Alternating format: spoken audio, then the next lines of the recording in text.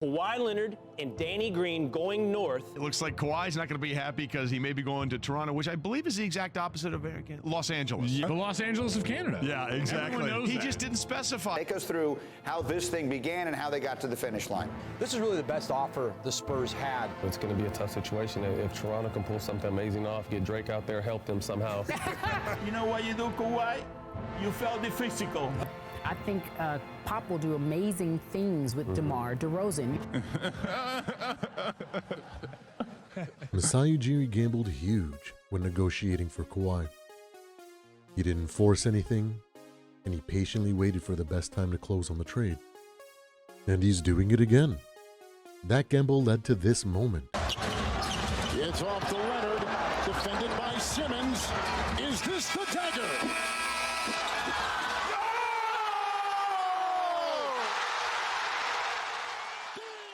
It's the summer of Kevin Durant, and everyone is speculating and making hot takes regarding what team will trade for him. I'm no exception, and I find myself constantly daydreaming about the possibilities. You and I would love to have him on our team, and it's no secret why. Well, I can't use time travel to get my way this time, so I guess we'll just have to do some good old-fashioned speculating.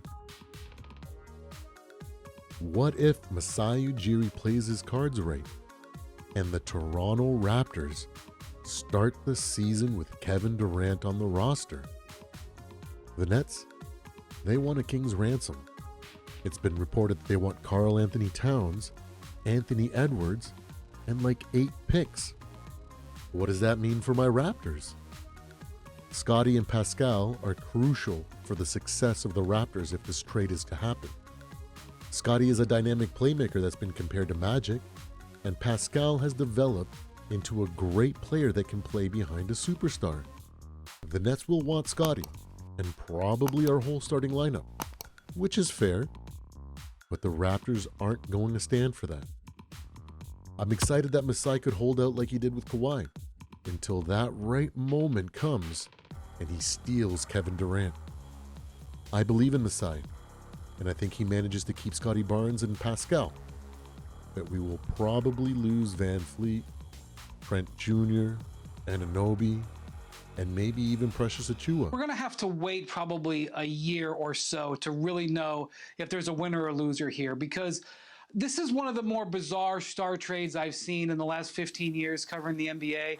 That would leave the Raptors starting Scottie Barnes, Kevin Durant, Pascal Siakam, Otto Porter Jr., and Chris Boucher.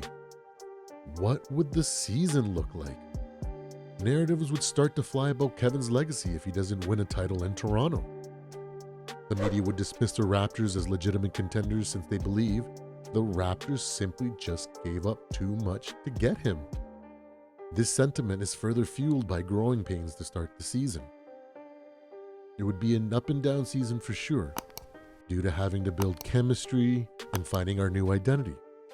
But by the All-Star break, Nick Nurse would have the team banging on all cylinders. At the end of the season, the Raptors finish with 50 wins, leaving them in the 4th seed and silencing no one. The narratives would intensify, and we would hear from guys like Nick Wright. Listen, the Raptors are a fine organization, and the city is fantastic. But let's not forget that this team is a shell of itself compared to the team that Kawhi walked onto. And once these playoffs start, we will see them fall apart, and Kevin Durant would have officially destroyed his legacy. The playoffs will be wild with Kevin Durant and the Raptors battling to make the finals. What do you think would happen in the playoffs? Would Kevin follow in Kawhi's shoes and win them their 2nd title? I'll leave you guys there. If this is your first time here and you enjoyed this video, please consider liking and subscribing. Leave a comment below telling me which team you would love to see Kevin Durant go to for next week's NBA What If scenario video.